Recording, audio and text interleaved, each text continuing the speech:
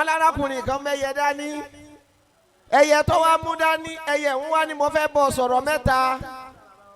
Allahu Akbar. Ọlọ́run jàre pẹ́. Ọwọ́ ni kò bá ń sọ ó lákọ̀ọ́kọ́ tí mo fẹ́ bá ń sọ ni pé gbogbo ọjọ́ tọ́wọ́ rẹ bá tẹ opportunity kan má jùlẹ̀ o. Ọlẹ́lẹ́kejì ó ní gbogbo ọjọ́ láyé tó bá fẹ́ ṣe nǹkan má máa rò ó má máa ṣe é tán kó tó rò ó máa rò ó kó tó ṣe. Ọwọ́ ni ẹlẹ́kẹta gbogbo ọjọ́ tí nǹkan bá bọ́ mọ́ ọ lọ́wọ́ má máa lé mọ́.